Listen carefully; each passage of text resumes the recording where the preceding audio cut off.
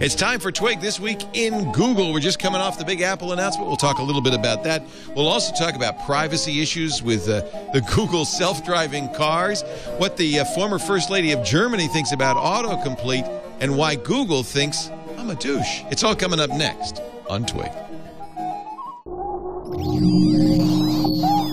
Netcasts you love. From people you trust.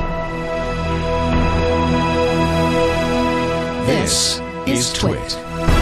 Bandwidth for This Week in Google is provided by Cachefly. Cachefly.com.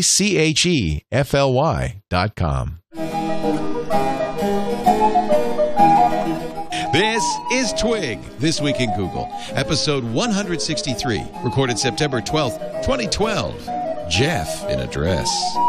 This Week in Google is brought to you by Ford. Ford invites tech geeks to join the conversation, submit ideas, and grab a Tech Geek badge at social.ford.com. It's time for Twig This Week in Google. And we will Google eyes with our regular googly eyes, starting with on my left, Ms. Gina Trapani of smarterware.org, founding editor of Lifehacker, and a hacker herself. Good to see you, Gina. Good to see you, too. I'm sorry that we started late, but it gave me enough time to download the Xcode Goldmaster. So oh, yes. Happy. The iOS 6 Goldmaster is out. Yep. So do you put it on something? Do I put it... I just install it on my Mac. But yeah, you don't. Do I you don't burn it to a disk? Well, but you don't put it on your iPhone or iPad. I haven't yet. Yeah. I didn't install the iOS 6 beta, but now I will because I want to test my app on iOS 6. Yeah, and you'll be ahead of all the other cool kids who don't get theirs till Thursday or whatever. Yeah. Yeah. Also with us, cool kid himself, Jeff Jarvis of BuzzMachine.com, professor of journalism at City University of New York. Hello, Jeff Jarvis, hey. JJ. Author of Public Parts. And what would Google do? So are you completely appled out, Leo? I am so appled out, but I will allow you both rebuttal. A minute of rebuttal. Are you excited? So Apple today, if you're just tuning in, if you've been in the woods, announced the new iPhone 5. You know, it's funny. I walked around amongst normal people before the announcement, and I did not detect a heightened sense of liveliness, awareness, and excitement. I don't think most people know that this announcement's going on. Apple fans know that it's going on. Well, it was one of their incremental updates, right? But it's not supposed to be. No, it's not supposed to be. It's right, because it's TikTok, right? And so iPhone 4 was big. Going from the 3GS to the 4, huge. Looks different. Everything. iPhone 4S looks exactly the same, just software stuff. So that was supposedly the talk. Now we need a tick. Oh, okay. Yeah, you're right. So this was supposed to be a big one. But it's big. I mean, the screen is tall. Is a row of icons taller, 9 millimeters taller. Yeah, 4 inches, right? Yeah, it's a 4-inch screen instead of 3.5. Yeah, another row icons. Metal back. Bezel is drilled by diamonds. Mm-hmm. It's an 8-megapixel camera still, but it's now got a sapphire lens, movable insides. It's got infrared. Apple can now exploit African miners as well as Asian factory workers. I didn't want to talk about this on the Apple event because I don't want to be. I hate to be the turd in the punch bowl, if for want of a better. Or you get a cold one if you say anything. Phrase. Yeah, I didn't want to be the guy who brings everybody down. But did you see the article? In the Shanghai Evening Post, they got a reporter into the Foxconn factory. Now, remember, we talked a lot about Mike Daisy. Yeah, Daisy. And unfortunately, he tarnished what he was saying by making up facts. So, but the story was substantively accurate, which was that the workers at Foxconn, the people who are making not just this gadget, but every one of these gadgets in our little life, not just Apple, but everybody, they're all made in China by labor that is not enjoying the best conditions. So this was a Chinese reporter for a Chinese news agency who went in undercover. This is good reporting, Jeff. I think you'll agree. Yeah. To the Foxconn factory, pretended to be a new worker on the iPhone 5. He worked there for 10 days. He did a diary back in March, the factory needed 20,000 more workers to work on the iPhone 5. So they started this in March. They do 57 million phones a year for Apple. He could only take it for 10 days. He talked about the recruitment, pretty straightforward. He was asked 30 questions for his mental health, yes or no questions.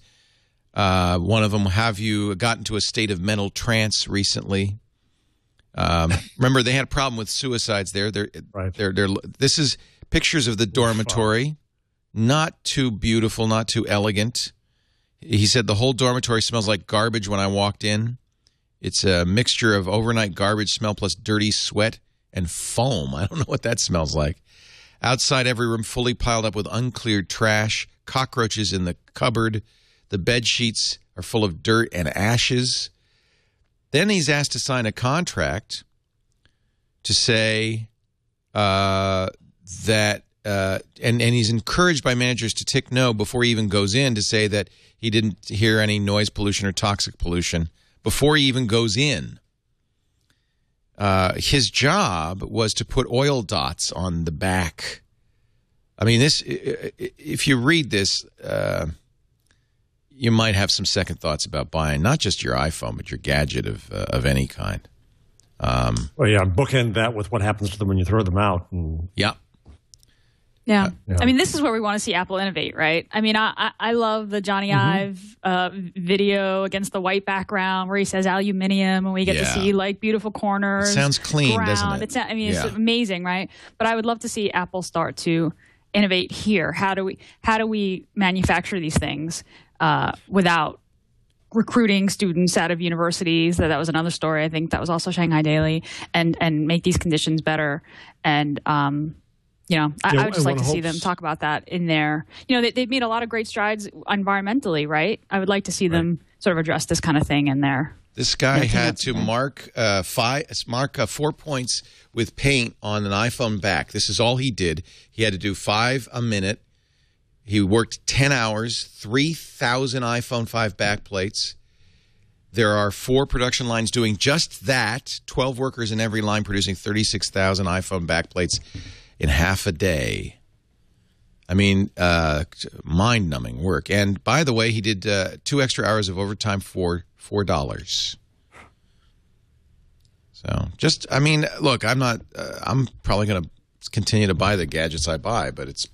No, there's responsibility. There's, we've seen this movement with food. One of my students, a woman named Jenny Avens, has something called Closet Tour, where she looks at the same considerations with fashion and the story behind what you get. And certainly getting the story behind the technology is important as well. And Mike Daisy did poison that well, but it's a well, that needs attention. And I think you're right, Gina. Well, I hope you're right, Gina. I hope that people would care enough if it becomes a differentiator, especially since you're paying a premium for Apple, by the way, and a rather considerable premium, that you can get that. Because I really think my takeaway from today was just that smartphones are now as boring as phones became. And so there's not a lot new to be done. There'll be some new features. There'll be some new stuff, and that's fine. But it reminds me of the old days when we used to be excited when GM announced its new lineup of cars, and now who cares? Or when NBC announced its new shows, now who cares? Oh, so Apple announces a new phone. Who cares? It's become commodity. And I think that's the interesting thing to me. And so can you differentiate your phone in part by its virtue? We'll see if everybody tries to. I'd love it if Apple.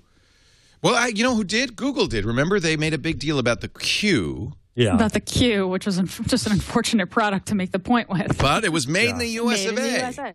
I mean, wouldn't you love to see an Apple keynote where they said, "And these were all made in the USA"? I mean. I would intentionally. I would not make the choice based on features or benefits. I would take the Samsung Galaxy S3, put it aside, and buy only iPhones if they did that. No, I'm going to disagree. Because I think we go a little too far with that.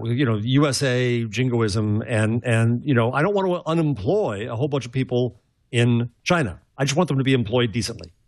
Well, maybe that's the solution, is to say, okay, we're going to continue to make them in China. But see, this is what Apple says they're doing, and that's the problem, is they say, but we're going to have standards. We're going to really insist on them. We're going to go out there. We're going to step forward. And again, I'm not picking on Apple, because every product we buy from any company that's made in China is probably made in conditions exactly and anyone like can complain about their jobs. Exactly right, Leo. Or probably conditions that are worse. In fact, I would bet there are conditions that are worse than Apple. Yeah. And so, is that relativism work or not? And certainly we saw stories, people complaining about their jobs at Amazon warehouses, which are not pleasant places. And I certainly have a more pleasant job. Look at my surroundings. Jobs can be difficult. And I think we have to realize that and realize a little bit of the context. Nonetheless, I think Gina's point is to make better conditions a goal and a differentiator and a marketing position would be a wonderful thing. Yes, huge opportunity. And by the way, the studies have shown it doesn't add significantly to the cost of the device. No. I'm talking $40 to an iPhone. I know people are very price sensitive, but I'd pay $40 more to know that the workers were well taken care of. Moving on. Germany, I just going to just say this because it's just going to make Jeff so happy. What have they done now? Germany's former first lady, Bettina Wolf. I guess there were lots of rumors about Ms. Wolf having a different career before she married the former German president, Christian Wolf. A career of long standing, one might call it. Well, yes, one of the oldest professions.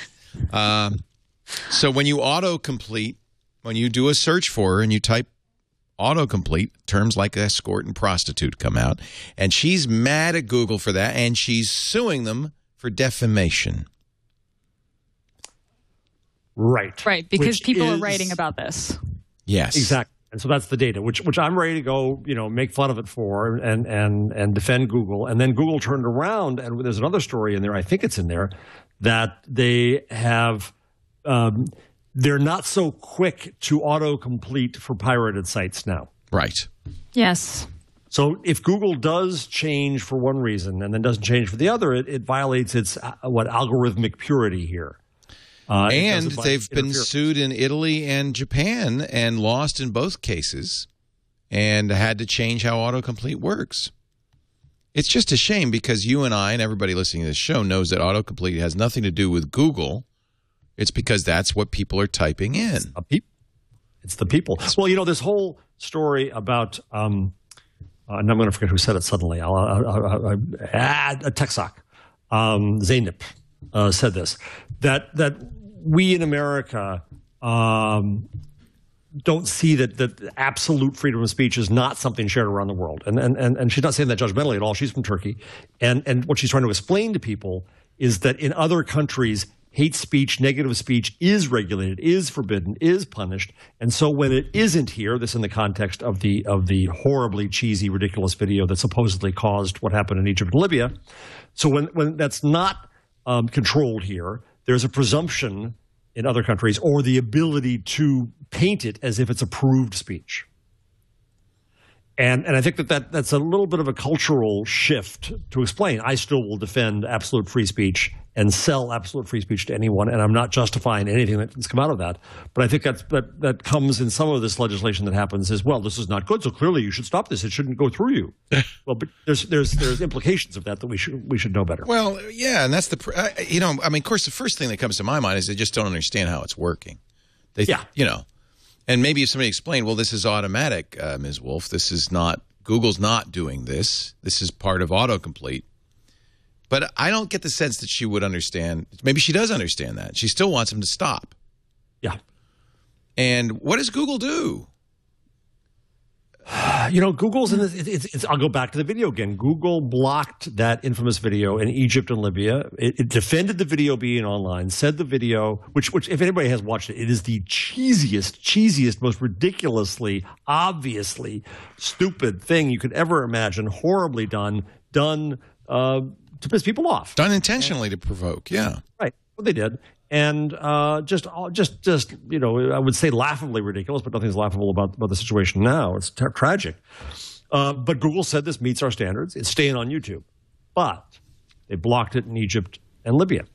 And meanwhile, Afghanistan blocked YouTube in total. And so, I don't know whether... I don't know if there's an easier... I don't know what the easy answer is. you do about Egypt and Libya if you were Google? I don't know. I mean, when we talked about China, early in the early days of This Week in Google, I think we agreed that a company has to, if you're going to do business in a country, you have to abide by the country's laws. And Yahoo and Google don't have Nazi memorabilia. eBay doesn't have Nazi memorabilia in Germany for sale. Because they follow the local law. They follow the law of the land that they are in. And so and Google made the right choice, which is to say, well, then that would case we're not going to do business in China. But you can censor us, but we will not censor ourselves. Right. They said in China, however, it is a bit hypocritical given what they do censor in Germany. But then they open up all of these problems by when I type the Pirate Bay into autocomplete, I get the Pirate movie, the Pirates of Penzance, Pirate. I don't get Pirate Bay. E-bag. Yeah. Well, because they demote sites that they've deemed the primary purpose is to provide. And modify autocomplete. Right, they modify autocomplete. So they're saying we can do it. What do you think, Gina? Well, I mean, if in Germany it's true that, you know, saying that this woman was a prostitute at some point is illegal, that's not protected speech. Is that what you're saying, Jeff? No, what I'm saying is culturally, what Zainab says is that just culturally, the presumption is that because hate speech is regulated, if you haven't regulated it, you're approving it. Whereas we say in America, of course, is no. All speech, including noxious speech, is protected. So that all speech is protected. Right. So because this autocomplete suggestion comes up in Germany, it seems as if Google is approving or publishing this information, which is inaccurate. So she's saying this is inaccurate. You shouldn't show it. It's on you to take it down. Yeah, I mean, it's tough. It's tough. I do agree that if you're going to do business in a country, you should sort of abide by their laws. And if this is defamation, I mean, I don't know if German law considers this defamation. Then Google probably has to. But who's doing the defaming? It's autocomplete. That's the problem. It's the crowd. And if something goes through you, so should every newsstand be arrested for something that's or every bookstore that's being arrested for carrying something? Haven't we been there before? Well, that's a little different. Right. What if hate speech goes on a telephone? Do you blame the phone company? Exactly. No, that's well put. Yeah. Now, this story is a little more complicated because this ex-president got into a whole kerfuffle and tried to call and did call and left a message for the guy I know, Kai Diekman, who's the editor of Bild, the biggest paper in Europe, and it became a whole big hoo-ha that basically ruined his career. So that's been going on, and he's kind of tender. And then meanwhile, this is happening too. See, there's a little cultural background there we missed. It is. Yeah. Kai Diekman, by the way, just as an aside, Kai is the editor of the largest paper. It's very, tabloidy. And he and the two of the top executives from Axel Springer, a huge publisher in Germany, just moved to Palo Alto for 6 months to a year. To get out of Germany? to get into the land of innovation. Oh, okay. They're going to keep their jobs and just soak in innovation. So Google is not admitting to changing its autocomplete, but Gina, would that just be because if they downgraded the sites in search, would that also potentially automatically affect autocomplete? You think? I mean, it should, right? I mean, that's what's presumably going on with Pirate Bay, right? The Pirate Bay is not showing up high in search results because they're weighting it because they've deemed it a site that's there to provide. According to Torrent Freak, as recently as January 2011, if you typed the THE space P into Google, you'd immediately get the Pirate Bay. Not anymore.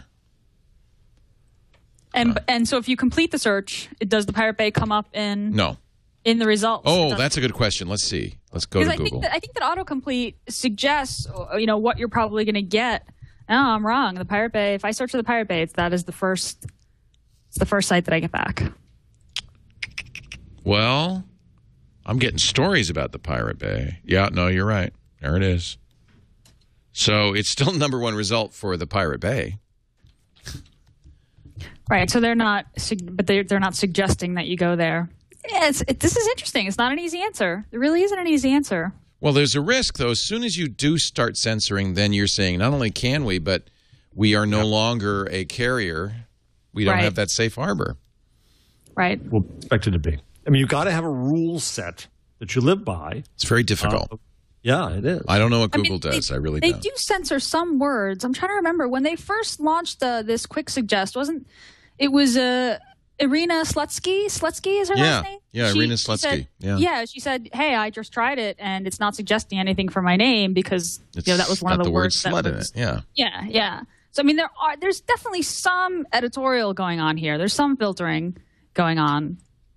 But how far do you take it, and for what reasons? Oh, it's so difficult. I didn't mean to go. You started on a little late German story and we went all off. No, I knew we would. That's why I baited you. No, I completely knew we would. That's why I brought it up. While we got crazy things in Europe, what was the other story from the Netherlands, where a court said that if you a site that had linked to a Playboy photo of a naked celebrity, just by linking to that, this big site, kind of I think grudge-like, violated both copyright and privacy. If we get to that point, pick one. Right.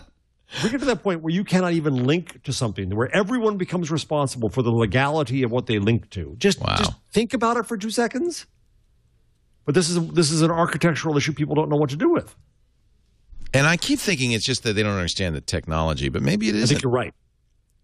Well, maybe not. It's just kind of, this is the way the world should work. We want it to work this way. And I keep on coming back to this idea of standing on principles. You've got to have principles. And this is going to sound terribly American exceptionalism, and I don't mean it this way. But I think part of it is not just that we have this view here of free speech as an absolute.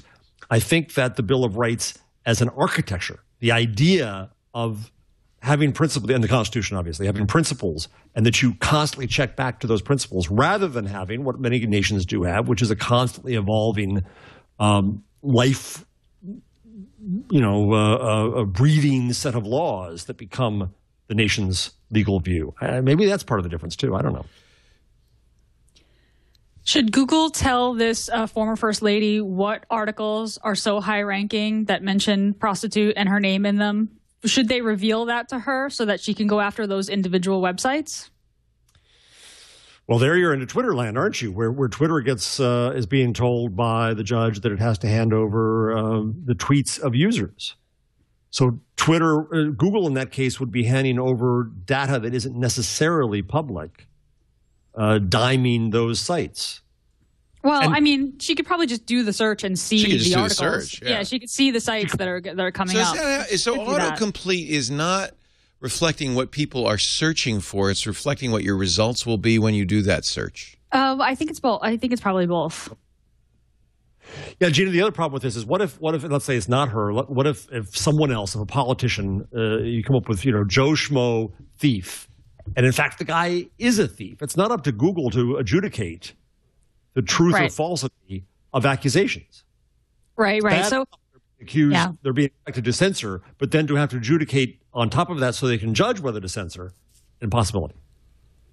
Right, and Leo's point was a good one. People are issuing this query, even if there are no articles, it still could show up in the autocomplete as well. One of the first autocomplete suggestion when you search for my name is divorce, and I'm not divorced, and I think that's because I think I posted a Flickr photo and said something about divorce in the title. So it's funny. It doesn't bother me because, whatever, who cares? See, I always thought it was more what people were searching for than results, but I don't know, because when I type Leo Laporte I get jerk, douche, right, idiot, and those are probably things gay. that other said, yeah. I don't think there's a lot of sites with jerk, douche, idiot, gay. Maybe there are. So you think I don't know where that comes from, actually. Well, you only get I'm going to sue Google, gosh darn it. You only get that if you say is. Right. If I say Jeff Jarvis, I get Twitter, CUNY, bio. No. It's only if you say is. Right. So that's sentences that have is in them. Is an idiot, is a twit, is wrong, is a moron. Ah. I think douche wins. Well, wait a minute, though. Let me just see. I'll click that link because that's going to show me all the results.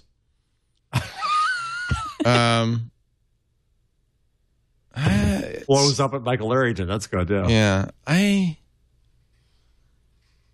don't know. I don't know. I'm not sure, really.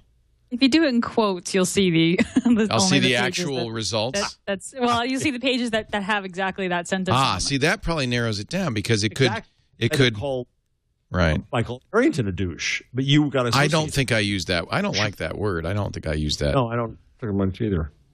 No, it's mostly people calling me a douche, actually. Okay, moving on. It's good. We haven't Googled ourselves in a while on the show. It's a tradition. It's a tradition on the show. It's a tradition. Consumer Watchdog urges California's Governor Brown, to veto Google's driverless car bill because of privacy protection. We got our dumb legislators too, but they're all in California. No, they're not. Consumer Watchdog Privacy Project Director John Simpson said the Senate Bill 1298 is completely insufficient.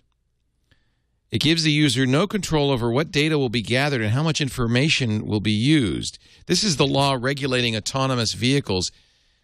And he says this law must provide that driverless cars gather only the data necessary to operate the vehicle and retain that data only as long as necessary for the vehicle's operation. What?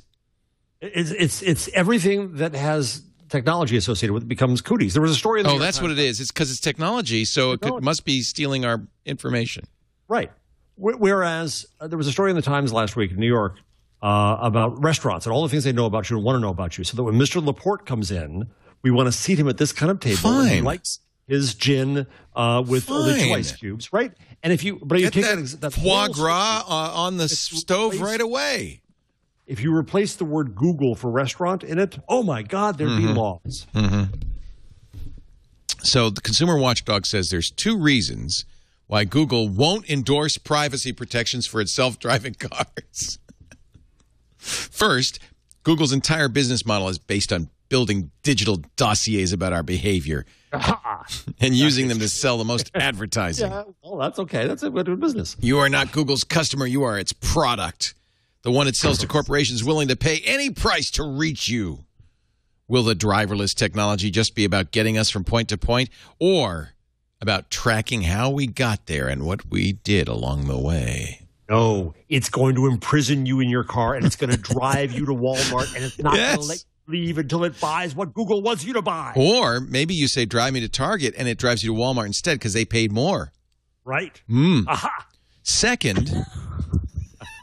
Second, computer engineers who believe that more data is always better are in charge at Google. They may not know what they'd use the data for today, but they think they may someday find a use for it, and they don't want any restrictions on them now. Actually, neither of those are strictly speaking false. But they aren't. I'm going to play devil's advocate, okay? Because somebody has to say it. If there's the point that they're making, there's no way to opt out of marketing advertisements or sharing data as you drive, and that the consumer should have the opportunity to opt out if they wanted to. Now, I understand that the deal is that you use this technology, like in return for using this technology, for getting this great convenience, you're giving your data, right? We've had this conversation. It's just like club cards and all the other things. But it would be nice, some people would say, if you could opt out and say, I'll pay for not sharing my data. I'll pay with money instead of paying with my data. Does that seem unreasonable? Well, I don't think I've seen any business plans that actually have Google using marketing in this, though you're right. I can well see them doing that. That's kind of what they're saying is they may not know now, but they'll just save it just in case because they'll find They may. Yeah. But B, you're going to know what the deal is. And you can opt out of having a self-driving car. So this is the amendment that the author of the legislation proposed. The manufacturer of the autonomous technology installed in a vehicle shall provide a written disclosure to the purchaser of an autonomous vehicle that describes what information is collected by the autonomous technology equipped on the vehicle. The Consumer Watchdog said that is completely inadequate. I think that's a perfectly good rule all around. Now, what they're saying, though, and I do support this, is they have a concept, privacy by design. It means privacy issues are considered from the very beginning and the solutions are baked in. The point being that if you try to catch up after a new technology is widely adopted, it's it's kind of a done deal. And maybe that's what we've seen on the internet. I don't know. Yeah, to an extent. But I sat in a meeting at the whatever the name of the group I'm supposedly a member of about privacy, and they talked about this. And the problem is they just think about privacy. They don't think about the actual use of it first. So it's not designed by design, right? It's let's make sure that at every possible stop, we're going to put in a stop here. We're going to put a box you tick off. We're going to put all this other stuff. And we're not going to sit down and say, well, why does somebody want this? And it's my favorite example of this is that a Google priority inbox. Google is reading your mail, and it's okay with you, and you know what the trade-off is, and it's fine. If this same attitude came to that, every time you open an email, it would say, is it okay if I read this? Is it okay if I read that? No, it's just okay. I guess if your job title is privacy watchdog, this is what you do. This is exactly this was Howard Stern's point always about the people who went after him. There are these organizations that anoint themselves our protectors with probably 2 members and a big mailing list and a nice bank account. Yeah. But don't you think the EFF would say something similar, though? I don't think they'd be this stupid. Well, I don't think they'd be this. Now, let me put it this way. I think they would be more nuanced in trying to investigate and try to do what you just did, Gina, which is to say, well, how could this be used? Let's think that through. And if there's any dangers, let's warn of them. Instead, this is a blanket. If you have any data on me, you're clearly going to use it for bad and horrible purposes. There's been not a word of Google using self-driving cars in a marketing sense or what this data might go to. And so they're allowing them to be on the road so that Google can test them and regulate their safety. But they're not even for sale. So there's no... Right. It's not unreasonable, though, to think that that's Google's business model, that they might... I mean, yeah, they're an advertising company. If we regulate every potential behavior, we'll tie ourselves in knots. Right. It kills innovation if you're constantly... Okay. Right. Google could also use it as a taxi service and could rip off people. And there are laws about how taxis operate. And they could be using it for escorts and prostitution. Let's put that in there. Germany. Right. And pick up... no, sorry. Try to tie it together. Stop. I didn't mean it, Germany. My book's on sale right now, so I want to say nice things. So trying to regulate to potential uses is the problem where we are, and we always get to this problem. What they're doing is trying to regulate the technology versus the behavior.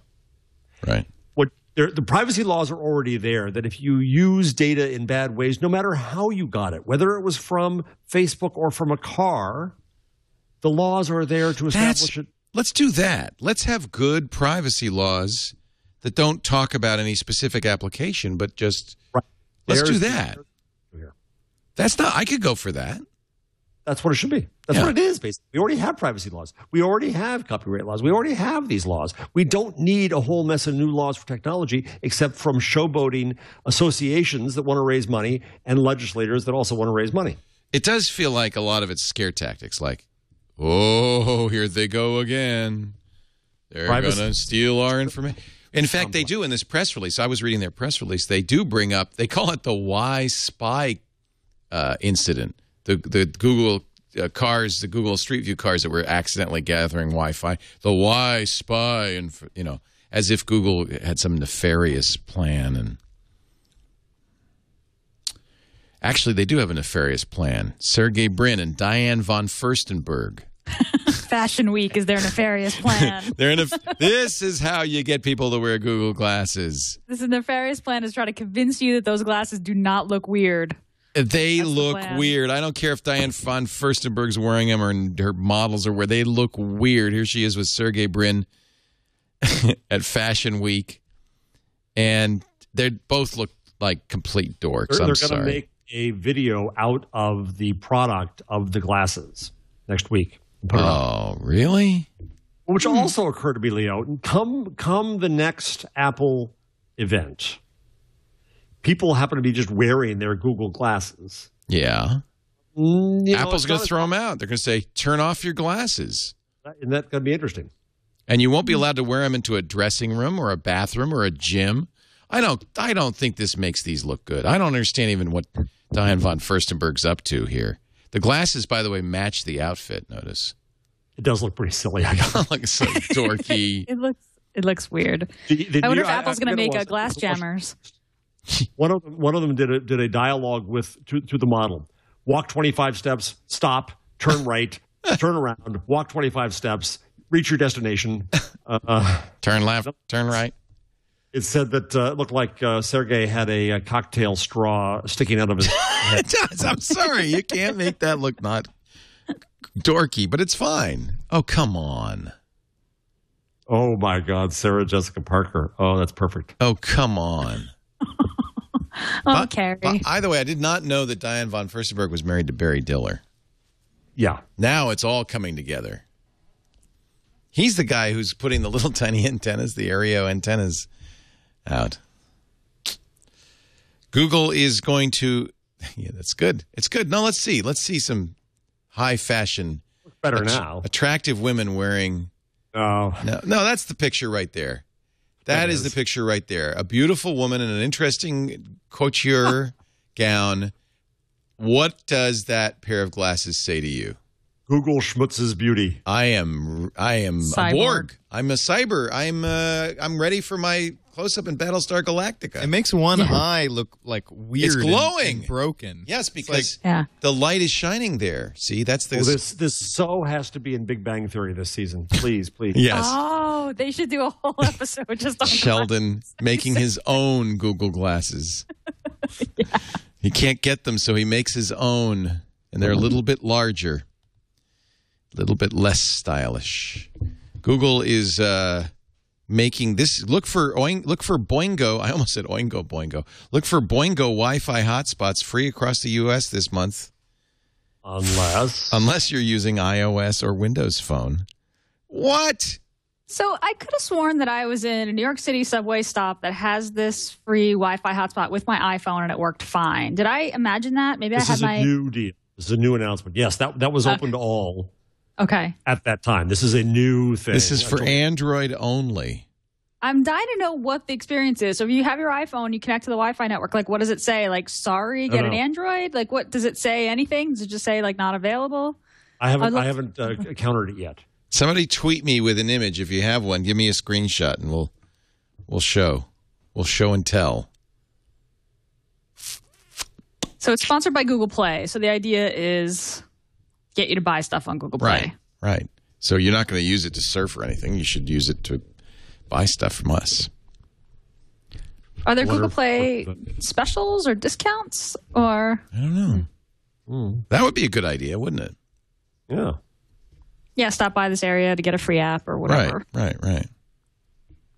Well, it was the whole idea that the Times had a big story about Google competing with Amazon, and you said it earlier, Leo. I think in the coverage that how many credit card numbers you have, and thus how many transactions you can enable. Right, and that's the next game. What was the number? I think Apple had something like 153 million. Yeah, iTunes accounts with one click purchases. That's the power right there.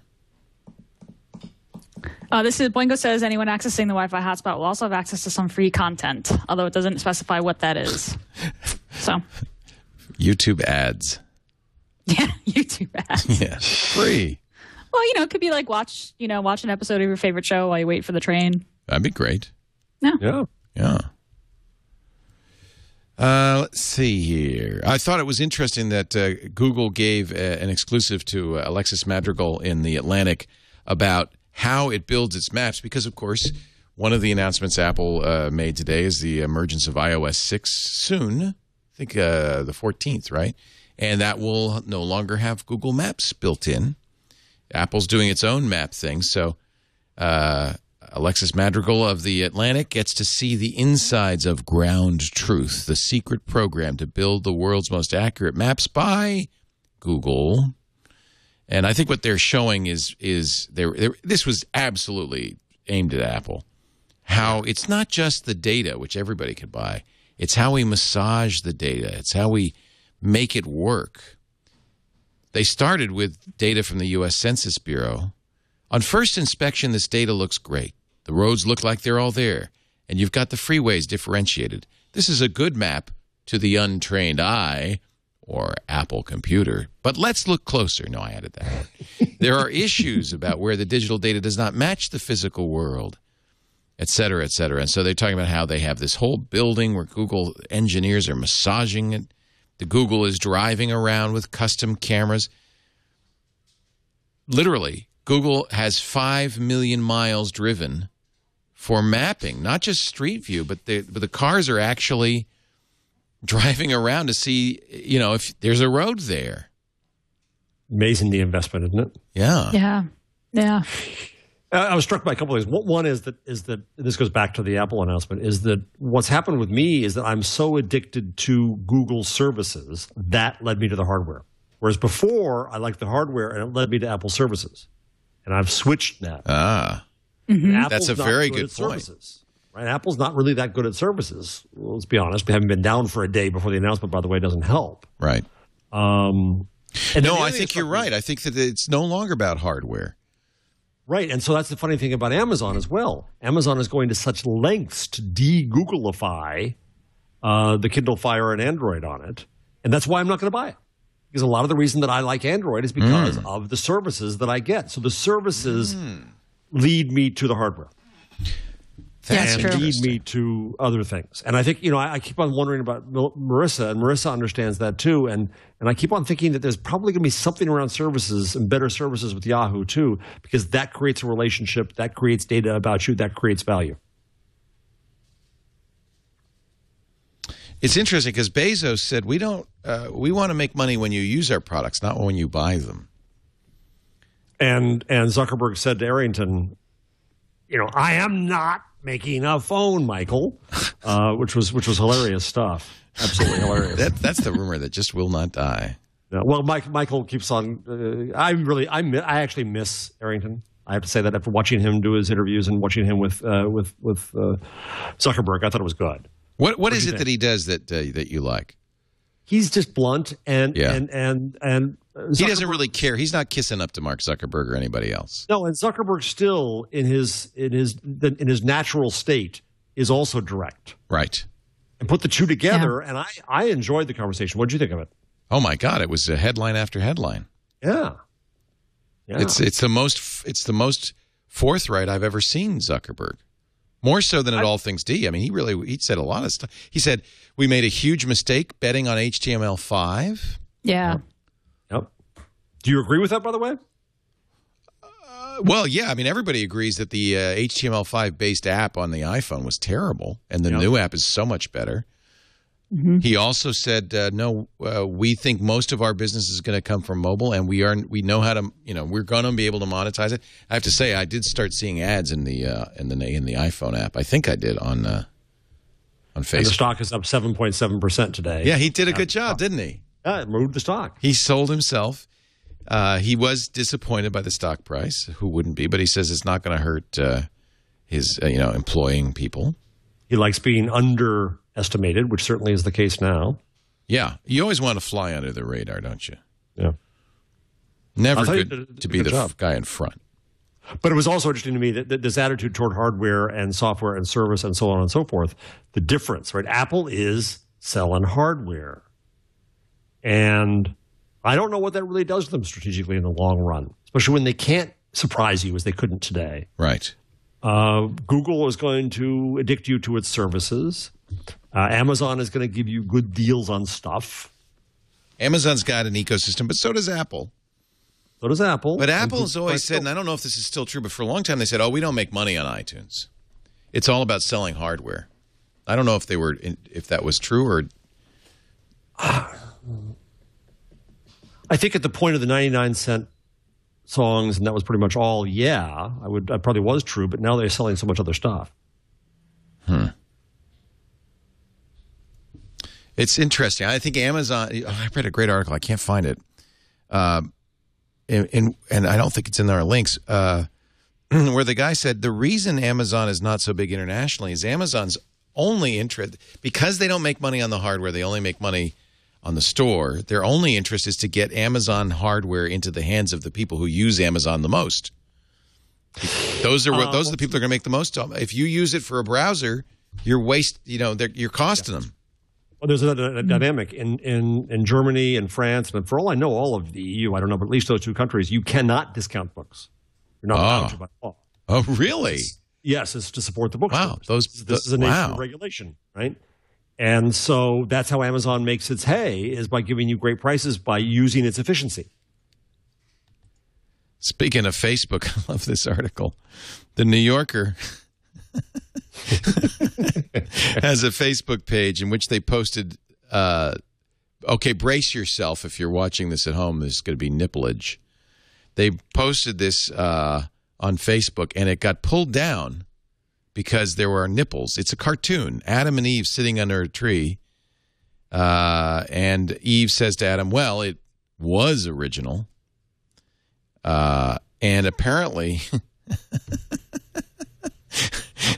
they redrew the cartoon with clothes on, but it just really didn't work. It turns out that the dots are the offensive part. Now, Facebook does not block male nipples, only female nipples. So the nipples on top, well, they're not nipples, they're just black dots because it's a cartoon after all. Those are okay. No, I'm sorry. These are the illegal nipples. Those are the okay nipples. And for those of you listening, it's just two sets of dots. Two black dots. That's all it is. It's like Where's Waldo, but for nipples. Yeah. They didn't really put clothes on. Bob had to make clear at the end of the post that no. We did that as a joke. It's a joke. Yeah. And you know, I'm trying to make this show family friendly. I don't find this offensive in the least. No. And now, by the way, it was reinstated after they complained. But somebody at Facebook said, no. You can't have that.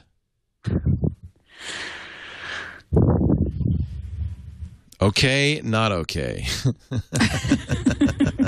Just to be clear. Not okay, okay. Anyway, I don't know. I just thought that was funny. It's not really a big deal.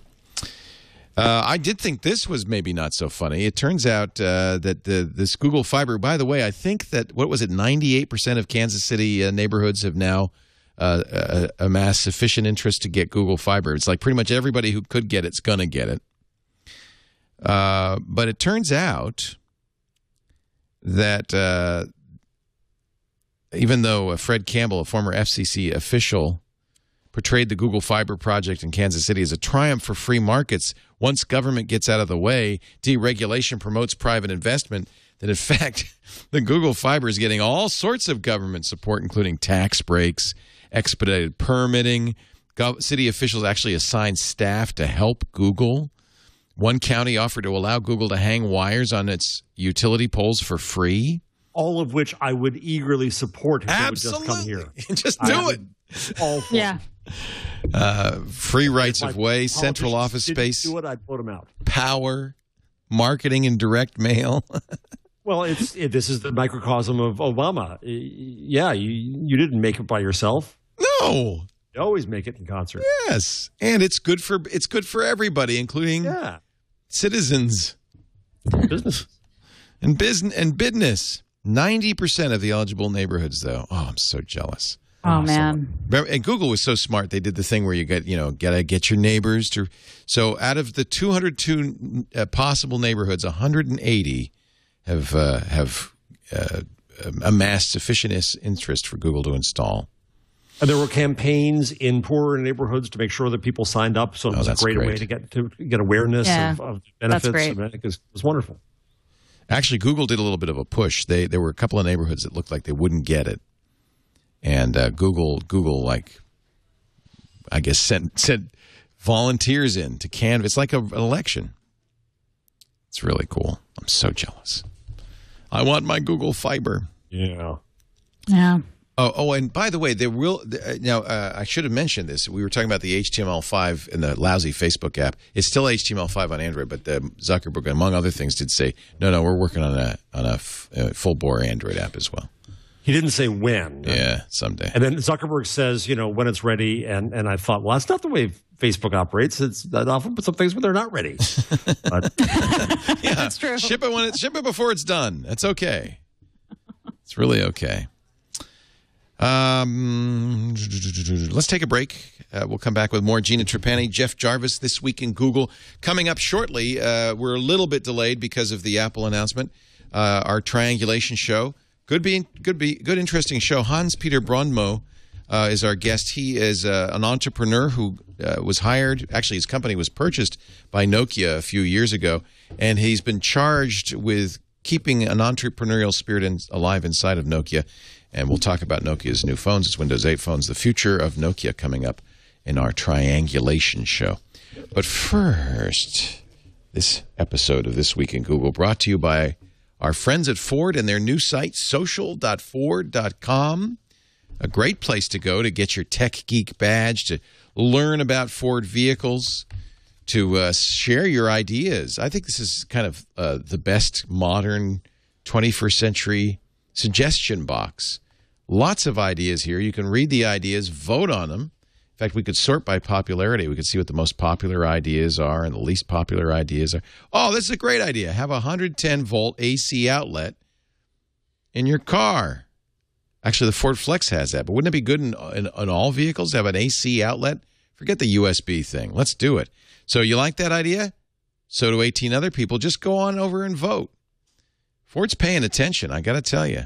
They really want to know what you think. There's also articles there. I've got one I wrote, just a brief one, talking about my conversation with Ford technologist Jim Buchkowski about what's new in sync, what's coming in autonomous vehicles and so forth. There's articles by Bill Ford in there. I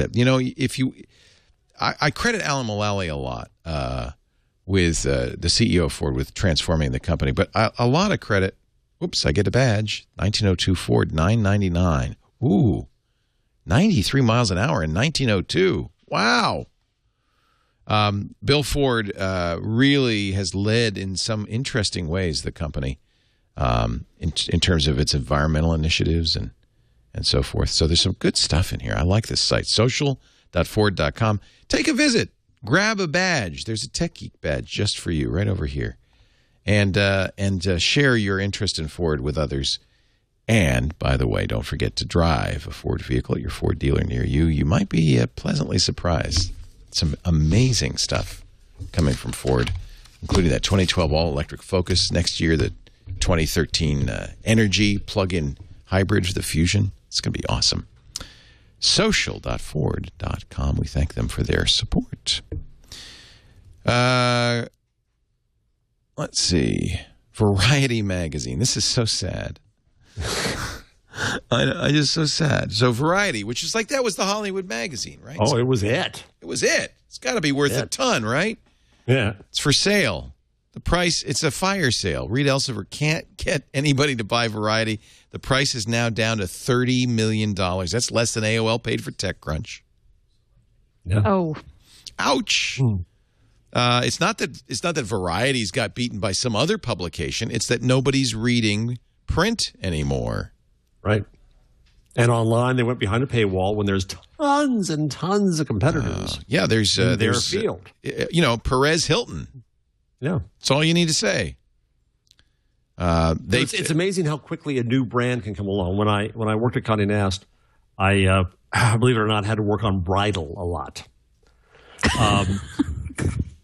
That's great. It is. Isn't it? You look good in white. I think it's good. I want a picture of you with a veil, Jeff. Veil. Somebody has to Photoshop that, please. I would have to go to whenever I'd go to a bridal meeting, everyone would laugh at me. So when I was there, they owned brides. We bought Modern Bride. We bought Elegant Bride. We thought, oh, well, we're it. We got bridal, right? And then did some market research and found out the number one brand in bridal was The Knot. The Knot. Right? And so out of nowhere. And rebuilt what we did and made it a lot better and so on.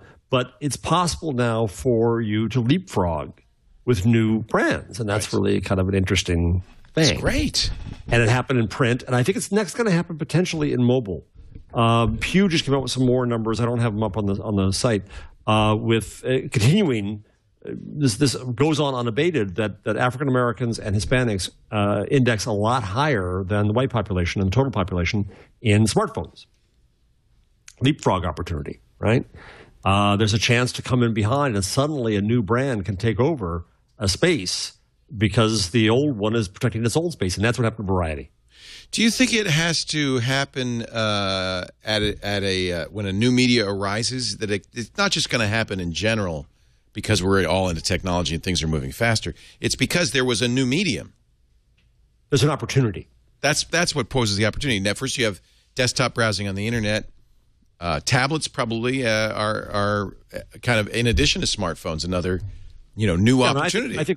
I think mobile apps mobile space will allow a new brand built well for that world to leapfrog. Because somebody, if Facebook didn't get its act together on mobile, could somebody create a new social? There's the opportunity. Yeah, on mobile. Yeah, there is. Yeah.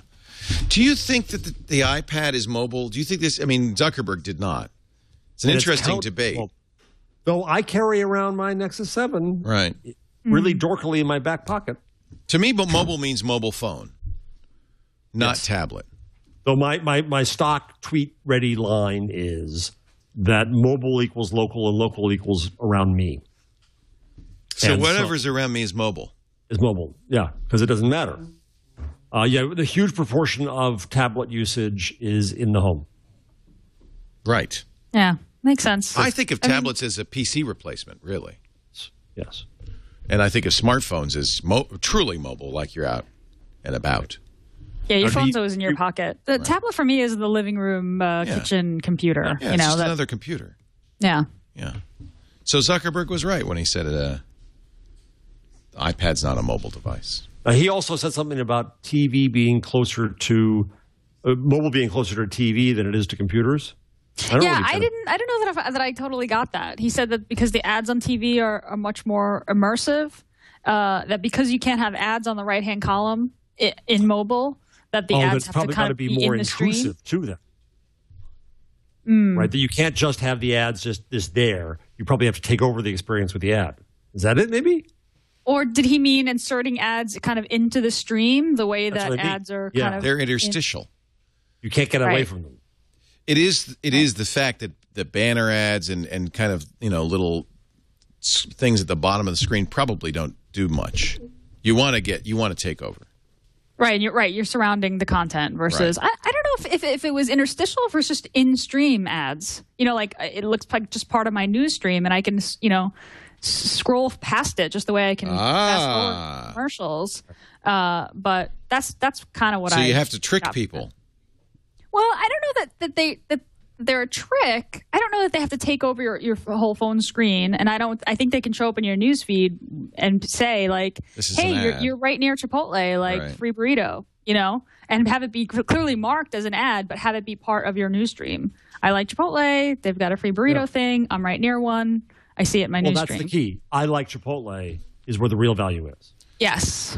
Right? That knowledge of you is real value. I kept on thinking about our conversation last week about the American Express stuff and how you guys were using that on Foursquare. Yeah. That is really a powerful new way to market. And it's not about ads. It's about value to you and knowledge about you.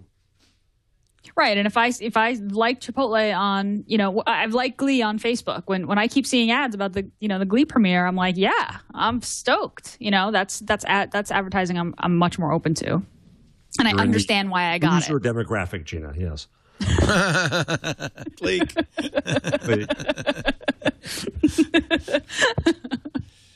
Twitter. This is interesting because this is not a search warrant or not a subpoena. Twitter has been ordered to release information, deleted tweets, and so forth about a protester in the Occupy Wall Street movement, or be fined by the court. This is a 2703 order, which is a request for information, but allows prosecutors to get information without a warrant. It's more powerful than a subpoena, but not as strong as a search warrant. The order is supposed to be issued when prosecutors provide a judge with specific and articulable facts that show the information is relevant and material to a criminal investigation. Twitter says they moved to quash. They said they're not going to give you the information. Judge Sciarrino ordered Twitter to release the tweets and account information, ruling that the defendant had no expectation of privacy when he published tweets. Quote, if you post a tweet Just like if you scream it out the window, there's no reasonable expectation of privacy. There's no proprietary interest in your tweets. You have now gifted them to the world. To that extent, I think that's true. But what I learned about this case is that there are things that they're asking for that are not public.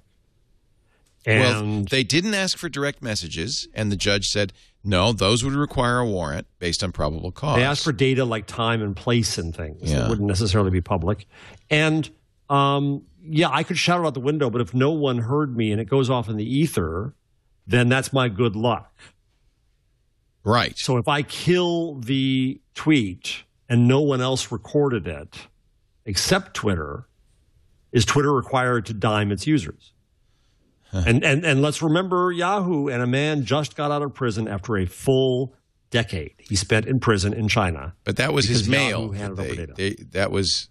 But this is communication. Yeah, right? This is communication. And so I agree with the judge that when something is public, it's public, because anybody can hear that, anybody can record that, anybody can pass that on, and that's what you did, and that's what it is. But what Twitter, I think, is saying here, and trying to save itself as a platform for us, is that they're asking for the next layer there. Right. The court ordered Twitter to release the data or hand over its confidential earnings statements from the last 2 quarters so they could determine how much of a fine to levy against Twitter. They have till September 14th. Twitter said Twitter users own their tweets and should have the right to fight invalid government requests. There's the key. And that's where AMAC, I have my problems lately with Twitter, but that's really important doctrine. And good for them. We need protection of our communication, not just the U.S. mail. That's a principle that should be carried to the new world and figure out how we enforce it there. And as I said, I'm not totally against the ruling on what's public part, but there is a line. We got to figure out where that line is, and it's not what the judge is saying, I don't think. I mean, Gina, so let's say that Twitter changed its retention policy and erased the tweets, right? When I was on online sites, we tried to retain data as briefly as possible just because we didn't want to get subpoenaed all the time. So let's say that Twitter decided, oh, screw it, let's erase it. But you, of course, are a retention vehicle. And so the judge comes to you, says, don't tell anybody. Hand it over, lady. What do you do? What do you say? What's your principle? What's your argument? Well, so this is the reason why we built ThinkUp, which captures tweets, as a decentralized app that you install on your own service. Like I'm not retaining everyone's tweets. You install it on your own server. You got your own copy, just the way that you auth on your Twitter client on your phone. I mean, there's a cache copy of your tweets on your phone as well. Every device that you look at your tweets on, there's a cache copy somewhere on that device. But this is one of the main reasons why ThinkUp is a decentralized app. You thought about it already. It's about control. And I think we'd all agree that tweets are public, but remember that the government's asking for any information Twitter had about the owner of the account, the username, email address, IP addresses used to access the account to post the tweets. So it's more than just the public stuff. Yeah, and that's not anything that ThinkUp or any other app can get. You can't get IP addresses or email addresses. Through the API. So I'm not sure if which part Twitter's fighting. If they're saying, hey, we're not going to give you the private stuff, we'll give you, but it seems to me that the tweets are public. They were shouted from the rooftops. So I don't think they are they could be in Google's cache, right? Yes. I don't think they're protected. No, I don't think so either. But I do admire Twitter for fighting the good fight. Speaking of which, I guess Forbes had a profile of Ev Williams and Biz Stone, the creators of Twitter. What are the Twitter founders up to now? Not so obvious. It's a little play on the fact that the name of the company is obvious. Actually, it's actually obvious. So Biz Stone stepped down from Twitter and started Obvious back up. Interesting. Right, that was the name of their company back in the day. Yeah, they did Odeo and then pivoted to Twitter. And then they just launched Medium. Oh, yeah, Medium. That's what it is. I was trying to remember what they're doing. That's what they're working on. I've got a little squib on Medium. Is it medium.com? Yep. Yep. And you're on that, right? I wrote one. I've been meaning to write another one. It's an elegantly done interface. Yeah, it's beautiful. You auth through Twitter. Oh, but you have to get an invite. It's beta. You do. Yeah. But Ev will get you in. No, Ev won't do anything for me. He's just another person I've pissed off. That's. Oh, no. I want to ask. No, I know. I don't know. Maybe I didn't piss him off. He just never calls. He never writes. He never writes. He doesn't. No. I think that's it. I don't see anything else that we should talk about. Oh, we have Jeff in a veil. We have Jeff in a veil already? Chat room, yeah. You guys are too good. Uncle Bick? Good job, Uncle Bick. Oh, that's scary. That is scary, scary, scary. Bride of Frankenstein. That's quite a dress. Quick and dirty. Nice. I rather like it, don't you think? You got nice hips. My décolletage is rather appealing. Yes. I guess it's Vic Loven who did that originally. Get you. Sorry. I think we have a show title, too, Jeff in a Dress. Let us get your tip of the week, Gina Trapani. Yeah, we actually didn't talk about the new YouTube app for iOS. Shh, that's going to be my tool. Oh, sorry. Okay, so I won't talk about that. The new Google Drive. I should write that in. Google Drives has a new update for both Android and iOS. On iOS, the Google Drive app, you can now edit documents, on your iPhone or iPad. And the Android app, I think, got a comment. So it's a small incremental update, but nice updates both ways. We needed it. We're seeing a few Google apps landing on iOS with iOS 6 coming out on September 19th, which is next week. Hey. And also, I have a quick shameless plug. Speaking of ThinkUp, we got a new URL, just thinkup.com. Oh, really easy to remember. Did you have to buy that? We did. It was not cheap. Had it. And we brand new release this week, version 1.1 now supports Foursquare. So we have Twitter, Facebook, Foursquare, and Google Plus support. So you can capture your posts and visualize them and map them. And the Foursquare plugin is really cool. One of our contributors, Aaron, wrote it. Maps your tweets, sees your check-ins over time, sees time machine check-ins from past years. So check it out, thinkup.com. Can I ask you a question? Yeah, talk to me. What the hell? So in the open source, I don't know if I can pause this image. Is that an octopus cat? What is that? Wait a minute. That's Octocat. Octocat is GitHub's. It's GitHub. Yeah, it's GitHub's mascot. Yeah. There it is. Octocat. Yeah, that's Octocat. So it's a cat with a human face and a wet tail with suckers on it. That was just confusing me. Exactly. It's an octopus with a cat face. It's GitHub's logo. So good. I'm going to have nightmares tonight. I love it. I love it. Octocat is awesome. ThinkUp.com. No more ThinkUpApp.com. Yay. ThinkUp.com. That's great. New release. It's free, right? It is free. Absolutely free. And we have a super easy installer for PHP Fog and for Amazon EC2. Good. So it's one click. You can just spin up an instance. It's really painless if you don't have your own web server. Good. I want to do this because I want to add Foursquare and Google Plus and Facebook. Awesome. Yeah, And just collect everything. So what is the business model? For ThinkUp? Yeah. Well, we're working on it at the moment, but there's opportunities for affiliate fees from cloud providers. We're working on our 2.0 release right now, which we're going to have in the beta channel in the next few weeks, which is going to be less Google Analytics charts and more of kind of an insight stream of things going on with your tweets that are interesting. And there's some opportunities for discovering interesting content across networks that way. So there could be a premium service that you buy to install. It could be advertising. We're still working it out. Right now we're just focusing on making a really good product that's compelling. And right now it's more like a Google Analytics dashboard. You set it up, you look at it, you're like, cool charts, and then you don't look at it again. We're working on kind of an insight stream that's going to be a lot more compelling and interesting kind of day to day. So just for people who want to know what it looks like, here's my ThinkUp stream, and here's the activity and followers by day. Whoops. I hate that feature of Chrome where you accidentally scroll to a previous page. Anyway, that just did that. And you get tweets, you get followers. Oh, this is fun. Who you follow is good, and get more information about them. Yeah, so that's our first. That's the 1.0 version. This is I got to update it. Right? I got to update it. This hasn't been updated in months. I'm a bad man. I think I have an installation for you, Leo, and you too, Jeff. I'll email it to you. Oh, good. That would be keeping up to date. Yeah, because I would love to have you preview the new beta. It's good. I love that. It's really cool. Thank you. It. Sure.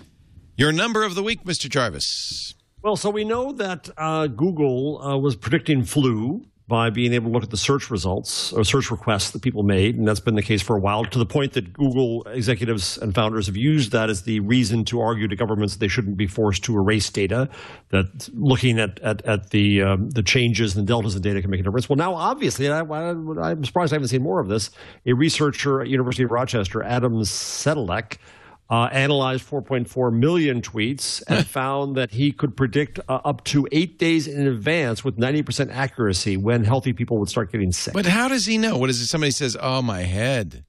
Well, they probably use the word flu, and he's doing geographic analysis of that. So, but how would he know ahead of time? Because they're not sick yet. But it spreads. It's going from one place to the next. So he's looking at the heat what map. do you call it? Yeah. Vectors. Wow. Vectors. That is really cool. That is really cool. There's also a web application called Fount.in that gives you health insights in real time. Analyze health at scale through AI. Wow. Wow, that's really neat. There's value in all of our data. Big data, baby. My app, yes, you already know, is the new YouTube for iOS. Google needed to do this because Apple pulled the YouTube app from iOS 6. I think it's a lot better, frankly. And, it needed to be updated.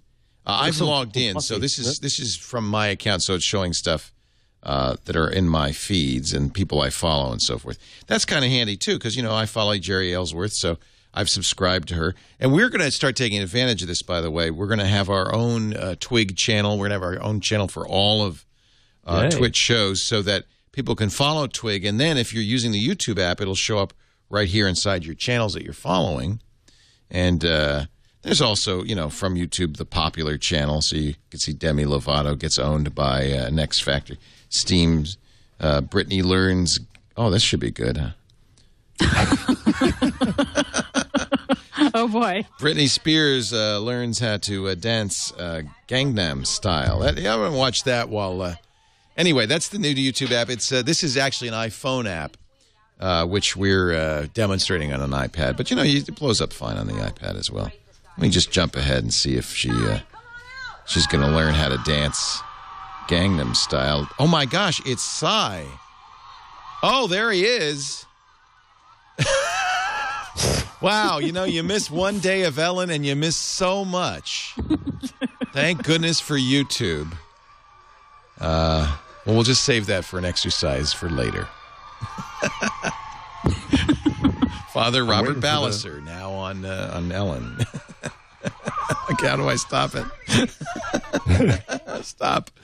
Because I know everybody's now rushing to YouTube and they've forgotten about this show. Thank you, Gina Trapani. Congratulations. ThinkUp.com, the new website. Gina Thank you very much. Blogs at smarterware.org. And it's always good to have you on the show. We appreciate it. Great show today. Worth the wait. Sorry we ran a little bit late with that stupid iPhone. It was fun, but I loved watching your coverage as it went. Thank you. Did you like the puppet show? It was really good. Jury was out on the puppet show. Well, you got to have Sarah Puppet. Sarah Puppet and Cook Sarah Puppet was so unhappy. Well, the Cook Puppet was great. I'm going to side with Sarah on everything else, but the Cook Puppet was okay. Okay, good. Yeah. But you got to do a Sarah Puppet now. You have to have a war of puppets.